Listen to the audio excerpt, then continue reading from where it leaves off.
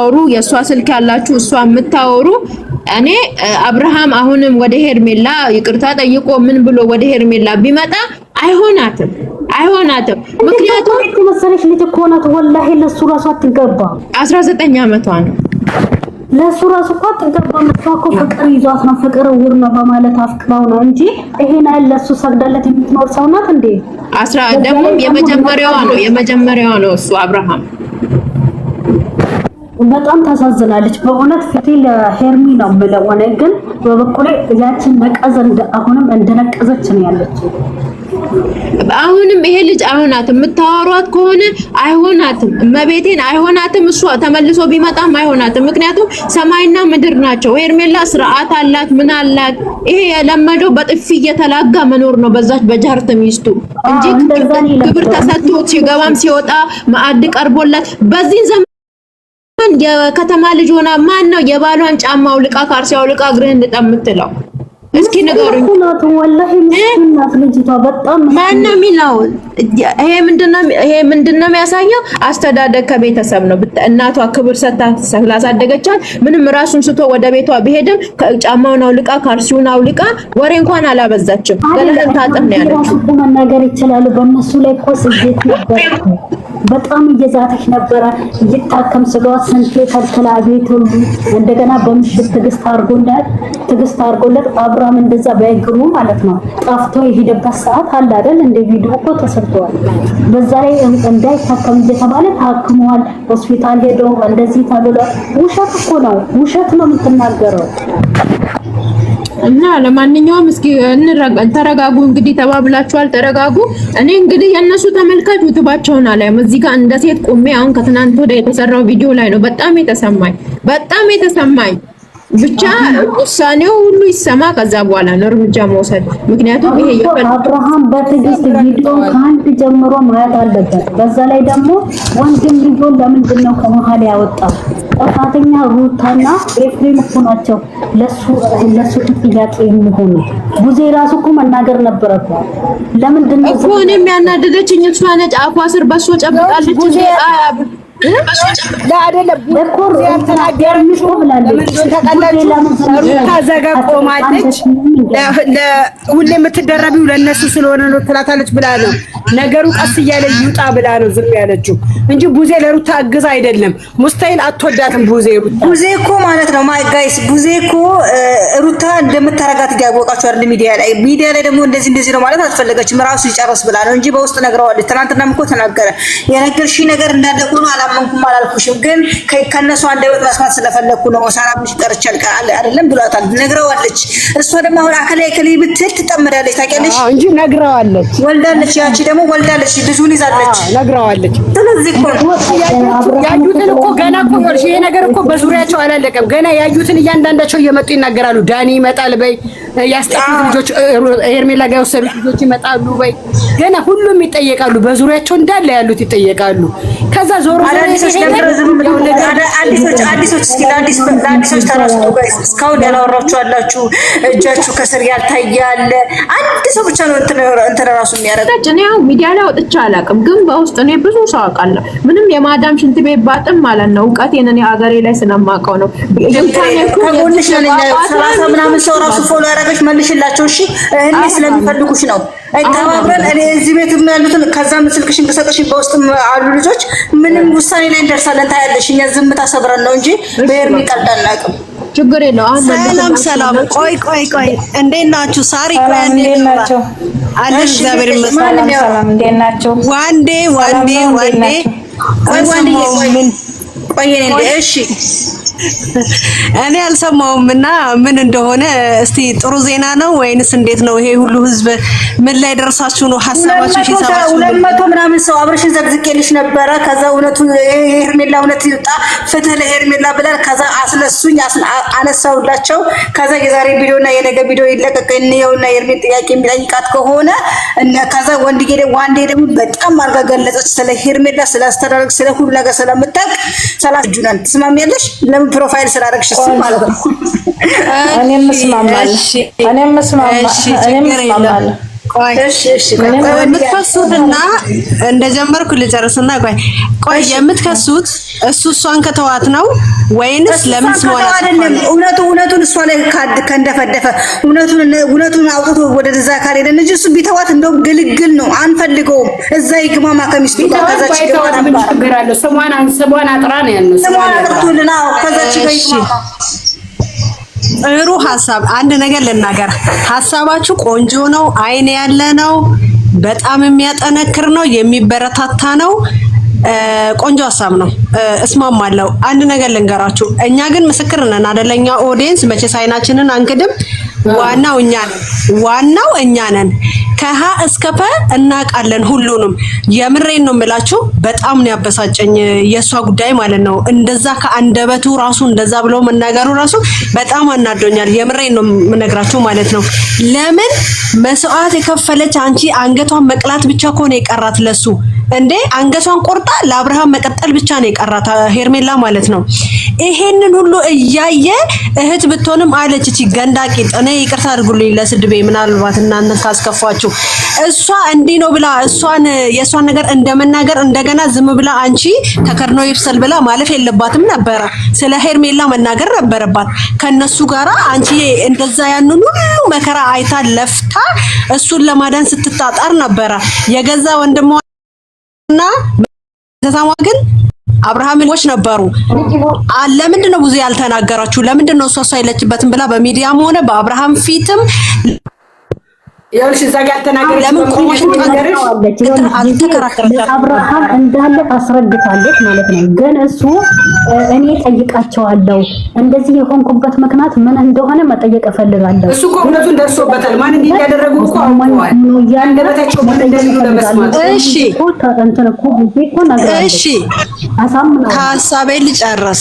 እሺ ሀሳቤን ልጨርስ። እውነቱ አለ። እውነቱን አይቷል። እውነቱን አውቋል። ብዙ ሰዎችም አውርቷል። እሱም ቪዲዮ አይቷል። እውነቱ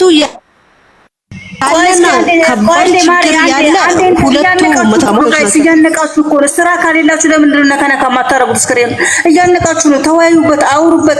ለሴት ልጅ ለእውነት ቁሙ እስኪ። ሌላ ነገር አይደለም። እሺ። እና ስክሪኑን ነካ እያረጋችሁ ተደማምጣችሁ አውሩ። በእናታችሁ ገዝ እያረጋል ነው። አውሪ ማሬ። እሺ። እኔ ሀሳቤን ልጨርስላችሁ ነው ከዛ ቦታ ላይ። ስለዚህ ስለ ሄርሜላ እሱም ሊደፈድፍላትም አይችልም። በጊዜ ስለተናደደ እንደዛ ሊላት ይችላል እንጂ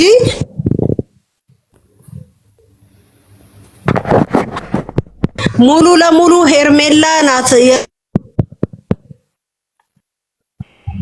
የተረገዘው ልጅ። አንደኛው ልጅ እንግዲህ ሁለተኛው ተረግዟል ተብሏል። እንግዲህ እሱ እግዚአብሔር ይወቀው።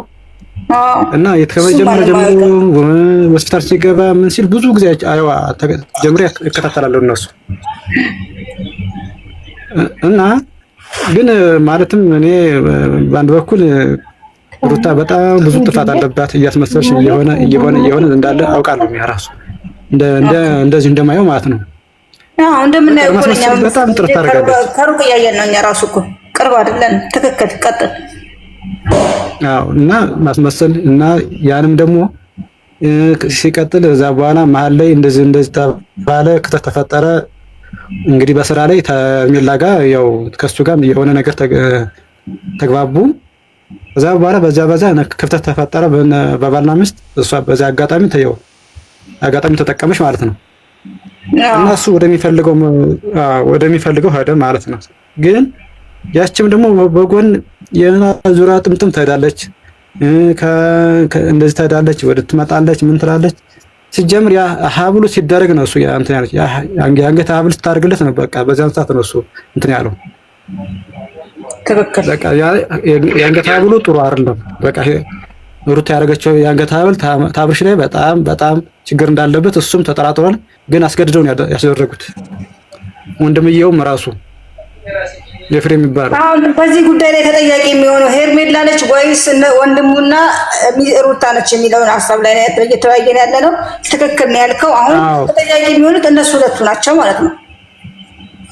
ትክክለኛ 100% ትክክለኛ መሆን ያለባቸው ሩታና ወንድምየው ብቻ አይሆንልሽ ውዴ። እኔም እንደዛ እኮ ነው ቀድም ያልኩት፣ ወንድሜ እንደዛ ነው ያልኩት። ያን ሀብሉ ካደረጉ በኋላ ነው ልጁ ወደ ራሱ ያልተመለሰ ፈዞ የቀራ ቤታቸው የቀራ።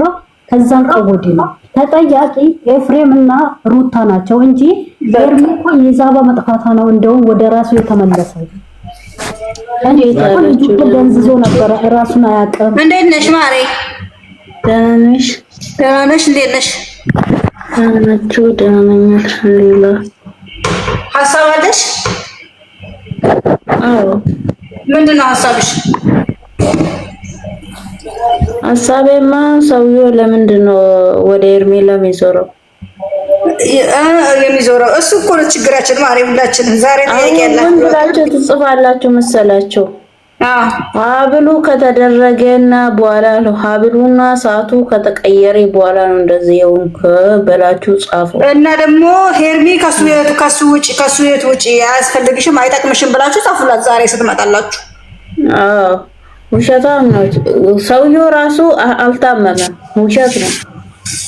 ሩታ ብላ እንደምታወራ ከሆነ ውሸት ነው። መተህ ከእኔ ይቅርታ ጠይቅህ ከዛ በኋላ ወደ ቤት ተመለስክ ምናምን እያለች ነበረች። ስለዚህ ዛሬ ትመጣለች። እዚህ ጋር 60 ሰው አላችሁ። ቅድምዬ 200 ነበራችሁ። አታሽቃብጡ። ሄዳችሁ እንደማይሆናት ብቻ በቃ እንደማይሆናት። እሷ ደግሞ ታይዋለች፣ እያንዳንዱ ነገር ታያለች። እሷ እዚህ ላይም ትከታተላለች። በነገራችን ላይ ፎሎ መልሳልኛለች የኔን ማለት ነው። ታየዋለች። ስራ ቦታ ሆና ስራ የምትሰራው ኦንላይን እንትን ላይ ነው፣ ላፕቶፕ ላይ ቢሆንም የራሷ የአያቷ ደግሞ ትልቅ ሆቴል አዲስ አበባ ላይ ያለ የአያቷ ማለት ነው። ሄርሜላማ እንደዚህ አታረግም። ሄርሜላ እኔ የገረመኝ ነገር ያንቺ ቀለበት እንዳረኩኝ የሄርሜላ ራሱ ቀለበት እንዳረኩኝ እንዳወለኩኝ ራሱ አላቅም ብሎ የሩታ ማያቅማ እንደዛ ከሆነ የሩታ ማያቅማ እንደዛ ከሆነ የሩታ ማያቅም ቀለበት ማረጌን አይደለም ማረ ያለው ማውለቄን ነው። ማረጉን እኮ ያውቃል። ማውለቁን ነው። ለምንድን ነው ኤፍሬምን የሰራውን ኤፍሬምን መድኃኒት ሰተን እኮ ድኗል፣ ከዚህ በኋላ ወደ አንቺ ቤት አይመለስም ምናምን ብሎ ኤርሜላ ቤት የተሰራ ቪዲዮን አይሱ የለም እሱን ነው ያላቸው መለስ ብለህ ተመልከታ የምትመስለው ሴትዮ ማለት ነው። ለምንድን ነው ፊቷ የምትዞረው ኤርሜላ ላይ? ማንኛው ቡዜ ምንም አልዞረችም ማለት ለእውነት ነው የቆመችው። አልዞረችም ዞራለች። ከሷ ጋር ሩታን ቤት ስልኮ ሄርሜላን ጎትታ እዛ እየሄደች አልነበረችም እንዴ? እንደዚህ ካለች ደግሞ ያቺ ተብላታለች። ታዲያ ይህች ንጹሃን ምን በወጣት እንዴ? እሷ በልጅ ነግረው ደግሞ እኮ በውስጥ ነግረዋለች። ታውቂያለሽ? ስለነገረችው የነገርሽኝን ትናንትና ምን አለ ቡዜን የነገርሽኝን ሰላም ቀርቼ አይደለም ነገር ግን በራሴ መንገድ ማጣራት ፈልጋለሁ አለ። ሚዲያ ላይ ደግሞ ይሄ ነው አትልማ። እንትና ቡዜ ትጠመዳለች እኮ እሷ እንዴ። ምን እንደውም እኮ ትናንትና ልትዋሽ ሂጂ አለቻት እኮ ሄርሚ ብትሆን ደግሞ ዛሬ ትመጣለች። ቡዜ ዛሬም ትመጣለች እኮ ቡዜ ስንት እየደረሰባት ስትለፋ የነበረች ልጅ ጥራሽ ተጠያቂ ነሽ ማለት የለም። ዛሬም እኮ ትመጣለች ቡዜ ታውቂያለሽ? ትመጣለች። ሄርሜላውን ሂጂ አትላትም። ታውቂያለሽ? ሂጂ አትላትም። ምክንያቱም ለምንድን ነው ሂጂ ማትላት? እሷ ከጎኗ ስለሆነች እሷ ስታወራ ታሰማለች። ሩታ ግን ሂጂ አለቻት ለጥፋቷ ውሸታውን እንድታወራ። ከዛ ኤፍሬም ያወራው ኤፍሬም ሲሰማት መደበቅ ነው የያዘችው። እሷ ብቻ ልጅ እንደወለደች ሁሉ ብቻ አስመሳይ። ስለዚህ ምንም ይሄ ቡዜ ላይ አትሄዱባት ለማለት ፈልጌ ነው። አትፍረዱባት። እስኪ እናያለን ነገ ከነገ ወዲያ አይደል ኤርሜላን ቤዚን እንትን አትበሏት። አንደኛ የልጅ እናትህ እንዴት እንደዚህ አረጋለሁ እያለች ስለሆነ ቀጥታውን ሄርሜላን መጠየቅ የፈለገው ለዚያ ነው። እሷን ብቻ ከጠየቀ ሰው ከነሱ ላይ ባንደበቱ ከሁለቱም ይስማ ተብሎ ነው እንጂ ቡዜ እኮ እውነቱን ሳታካፋ አይደለም እንጂ ትነግረዋለች። ቢዜን ተዋት፣ ተረጋጉ እስከሚለቀቅ ድረስ መጨረሻው እስከሚታወቅ ድረስ ዝም በሉ። እየዘቀዘቀ ስለሆነ ምን አለች ታዲያ? ኔትወርክ እያስወረዳችሁ እኮ ለምንድን ነው እንትን የማታደርጉት? ለምንድን ነው ግን ስክሪን ነካ ነካ የማታደርጉት? ስራ የሌላችሁ ልጆች ተው፣ ግን ተው። 230 ሰው ነበር። በስመ አብ የአሌክስ ሚስት የአሞራው ሚስት ወይኔ ደነገጥኩ። ውሃን የሆንኩት በእውነት እስከ ናፍቆቷ። ወይኔ ፈጣሪስ ማንኛዋ ነች? እኔ አላወቅኳት። እቺ ፈረንጇ ግማሽ ፈረንጅ ግማሽ ጎንደሬ እንዴ በቅርብ ያገባችው እርጉዝ ናት ደግሞ ቀይዋ። ወይኔ ደነገጥኩ በእውነት ውሃን የሆንኩት። ኧረ ውሸት ነው የሚሆነው። ኧረ ዝም ብለሽ እያሉ ማርያምን እያሉ ምን ወይኔ በእውነት ወይኔ ይሄ ልጅ ፈረደበት። ወይኔ ወላዲተ አምላክ እንዴት ስልሽ እሷ ጋር ሄዳ ነበረ እና እሷ አሜሪካን ያለች